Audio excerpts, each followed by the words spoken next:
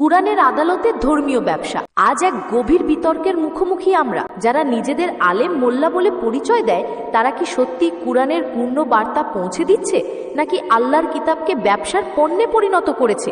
এই প্রশ্নটি আজ আমাদের সামনে দাঁড়িয়ে আছে প্রচণ্ড শক্তিতে। প্রথম অভিযোগ, আল্লাহর কিতাব গোপন করা।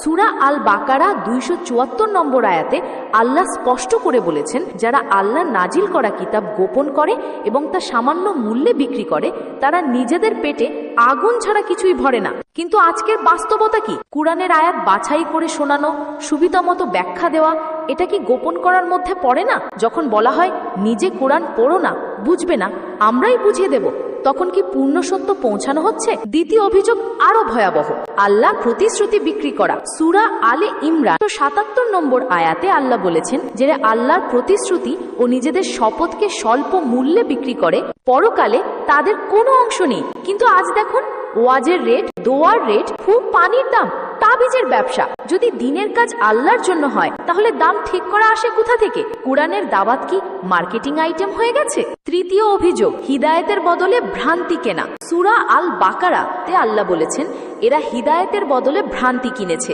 এবং ক্ষমার বদলে শাস্তি নিয়েছে। আজকের বাস্তবতায় প্রশ্ন করাকে ফিতনা বলা হয়, কোরআন বুঝতে চাওয়াকে গোমরাহি বলা হয়, যুক্তির বদলে ভয় দিয়ে নিয়ন্ত্রণ করা হয়। এটা কি কোরআনের দাওয়াত নাকি ভ্রান্তির ব্যবসা? চতুর্থ অভিযোগ, কোরআনের ছাড়া অন্য মাপকাঠিতে বিচার। সূরা আল মায়েদা 44 নম্বর আয়াতে আল্লাহ বলেছেন, যারা আল্লাহ যা নাজিল করেছেন তা দিয়ে বিচার করে না, তারাই কাফির। কিন্তু আজ মাযহাব, মতামত, অন্যান্য কিতাবকে কোরআনের ওপরে স্থান দেওয়া হচ্ছে। আল্লাহর কিতাবের ওপরে আর কোনো কর্তৃত্ব থাকতে পারে কি? পঞ্চম অভিযোগ, ঐক্যের বদলে বিভাজন। সূরা আল বাকারা আল্লাহ বলেছেন, আল্লাহ সত্য সহ কিতাব নাজিল করেছেন, আর যারা কিতাব নিয়ে মতভেদ করে তারা গভীর বিরোধিতায় লিপ্ত। কিন্তু আজ ইসলামকে ভাগ করা হয়েছে বিভিন্ন দল ও লেবেলে। কোরআন কি মানুষকে এক করার জন্য, না অনুসারী বাড়ানোর জন্য? এবার চূড়ান্ত রায় কোরআনের ভিত্তিতে। ইসলাম কোনো মোল্লার সম্পত্তি নয়, কোরআন কোনো একক ব্যক্তির ব্যাখ্যার অধীন নয়। আল্লাহ নিজেই ধর্মীয় ব্যবসায়ীদের নিন্দা করেছেন। রাসূলের দায়িত্ব ছিল শুধু পৌঁছে দেওয়া, নিয়ন্ত্রণ করা নয়। যে দিন দিয়ে পেট চালায়, তার পেটে আগুনই ভরে। শেষ কথা, যারা কোরআন পড়তে বাধা দেয়, প্রশ্ন করতে নিষেধ করে, ধর্ম দিয়ে ব্যবসা করে, তারা সত্যের বিপক্ষে। ইসলাম বাঁচাতে হলে কোরআনে ফিরতে হবে, মোল্লার কাছে নয়। এই আহ্বান আজ সময়ের দাবি, এই সত্য আজ প্রতিষ্ঠার সময়। আজকে আমরা একটি অত্যন্ত গুরুত্বপূর্ণ বিষয় নিয়ে আলোচনা করব, যা হাজার বছর ধরে ভুল বোঝাবুঝির মধ্যে রয়েছে। আমি শুধুমাত্র কোরআনের আলোকে কথা বলবো, কোনো হাদিস মানি না। আজকের আলোচনার মূল বিষয় হলো সালাত শব্দের প্রকৃত অর্থ। আমরা দেখব যে সালাত মানে নামাজ নয়, বরং এর অর্থ হলো সংযোগ বা যোগাযোগ। প্রথমেই আমি স্পষ্ট করে বলতে চাই যে আমি শুধুমাত্র কোরআনের অনুসারী। হাদিসের কোনো স্থান নেই আমার বিশ্বাসে। কোরআনই আমার একমাত্র গাইড, এবং কোরআনের আলোকে আমি আপনাদের দেখাবো যে আমরা যে নামাজকে সালাত বলে থাকি, সেটা আসলে সালাতের প্রকৃত অর্থ নয়। চলুন একটি যুক্তিসঙ্গত প্রশ্ন দিয়ে শুরু করি। যদি সালাত মানে নামাজ হয়, তাহলে আল্লাহ কিভাবে নামাজ করে? এটা কি সম্ভব? কোরআনে স্পষ্টভাবে বলা আছে যে আল্লাহও সালাত করেন। সূরা আহজাবের 33 নম্বর আয়াতে আল্লাহ বলেছেন যে তিনি এবং তার ফেরেশতারা নবীর উপর সালাত করেন। এখন প্রশ্ন হলো, আল্লাহ কি নামাজ পড়েন? অবশ্যই না। তাহলে এখানে সালাত মানে কি? আরেকটি প্রশ্ন করি। কুরআনে বলা আছে যে পাখিরাও সালাত করে। সূরা নূরের 41 নম্বর আয়াতে স্পষ্টভাবে বলা হয়েছে যে আকাশে এবং পৃথিবীতে যা কিছু আছে সবাই আল্লাহর তাসবিহ করে এবং পাখিরা তাদের ডানা বিস্তার করে সালাত করে। এখন বলুন তো, পাখিরা কিভাবে নামাজ পড়ে? তারা কি ওযু করে? তারা কি কিবলার দিকে মুখ করে দাঁড়ায়? এসব প্রশ্নের উত্তর খুঁজলেই বুঝবেন যে সালাত মানে নামাজ নয়। সালাতের প্রকৃত অর্থ হলো সংযোগ বা যোগাযোগ। আরবি ভাষায় সালাত শব্দটি এসেছে সিলাহ মূল থেকে, যার অর্থ হলো সংযোগ স্থাপন করা। যখন আল্লাহ নবীর ওপর সালাত করেন, তখন তিনি নবীর সাথে সংযোগ স্থাপন করেন, তার প্রতি রহমত বর্ষণ করেন। যখন পাখিরা সালাত করে, তখন তারা আল্লাহর সাথে তাদের প্রাকৃতিক সংযোগ বজায় রাখে। এবার আসুন সেজদার প্রকৃত অর্থ জানি।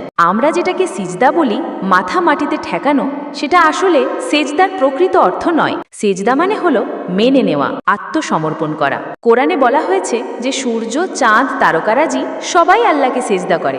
এখন তারা কি মাথা মাটিতে ঠেকায়? না, তারা আল্লাহর নিয়মকে মেনে নেয়, তার আদেশের কাছে আত্মসমর্পণ করে। রুকুর ক্ষেত্রেও একই কথা। রুকু মানে মাথা নিচু করে দাঁড়ানো নয়, রুকু মানে হলো বিনয়ী হওয়া, নম্রতা প্রকাশ করা।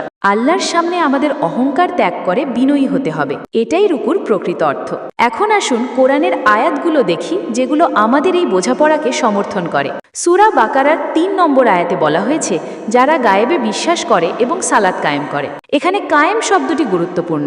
কায়েম মানে প্রতিষ্ঠা করা, তাহলে সালাত কায়েম করা মানে হলো আল্লাহর সাথে সংযোগ প্রতিষ্ঠা করা। সূরা বাকারার ৪৩ নম্বর আয়াতে বলা হয়েছে সালাত কায়েম করো এবং যাকাত দাও। এখানেও সালাত মানে সংযোগ, আল্লাহর সাথে সংযোগ রাখো এবং মানুষের সাথেও ভালো সম্পর্ক বজায় রাখো যাকাতের মাধ্যমে।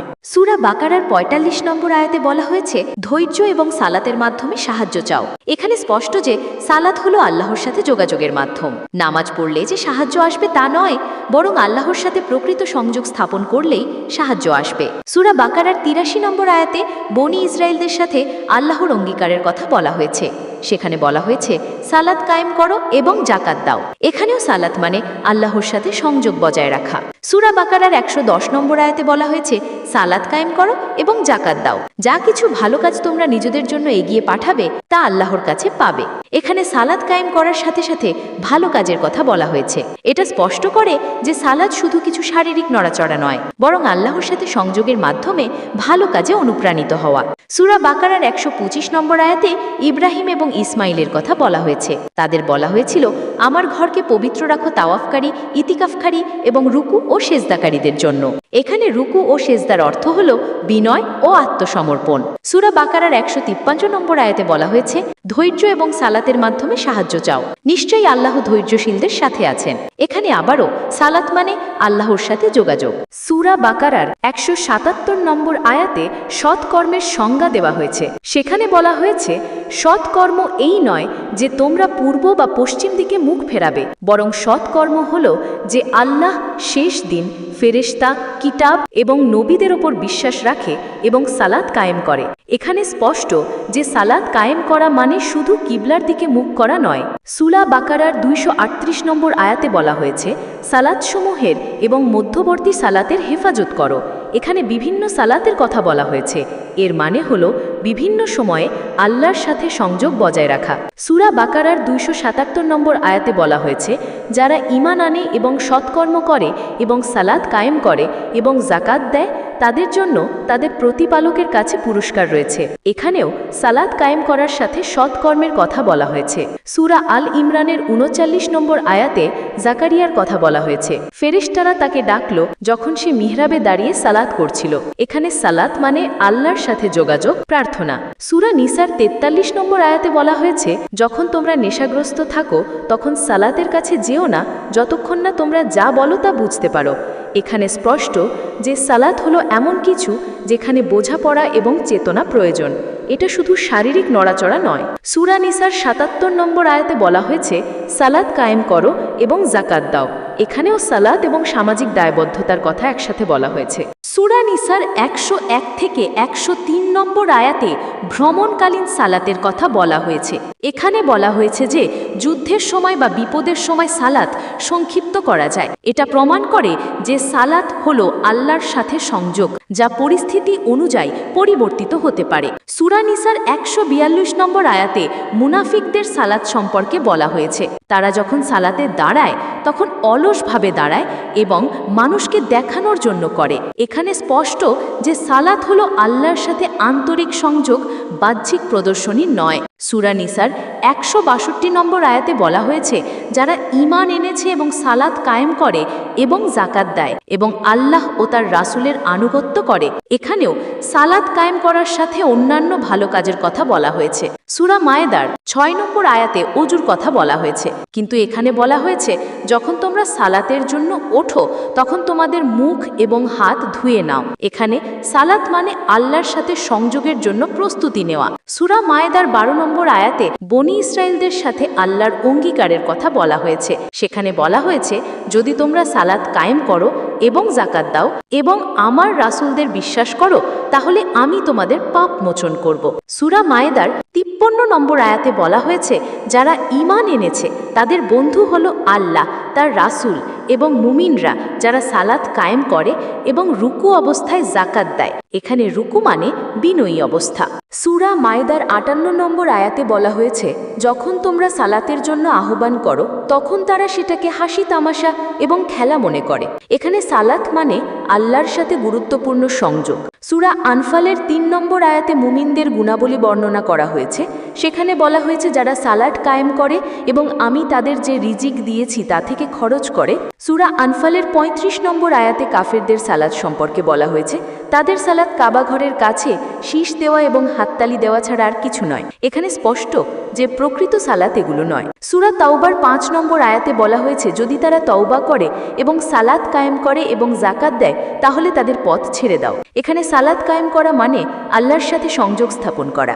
সূরা তাওবার 11 নম্বর আয়াতেও একই কথা বলা হয়েছে, যদি তারা তওবা করে এবং সালাত কায়েম করে এবং জাকাত দেয় তাহলে তারা তোমাদের দ্বীনী ভাই। সূরা তাওবার 18 নম্বর আয়াতে বলা হয়েছে, আল্লাহর মসজিদসমূহ তারাই আবাদ করবে যারা আল্লাহ এবং শেষ দিনের ওপর ঈমান রাখে এবং সালাত কায়েম করে এবং জাকাত দেয় এবং আল্লাহ ছাড়া আর কাউকে ভয় করে না। সূরা তাওবার 54 নম্বর আয়াতে মুনাফিকদের সালাত সম্পর্কে বলা হয়েছে, তাদের সালাত কবুল হয় না কারণ তারা আল্লাহ এবং তার রাসূলকে অস্বীকার করে এবং অলসভাবে সালাতে আসে। সূরা তাওবার 71 নম্বর আয়াতে মুমিন পুরুষ এবং নারীদের গুণাবলী বর্ণনা করা হয়েছে। সেখানে বলা হয়েছে, তারা সালাত কায়েম করে এবং জাকাত দেয় এবং আল্লাহ ও তার রাসূলের আনুগত্য করে।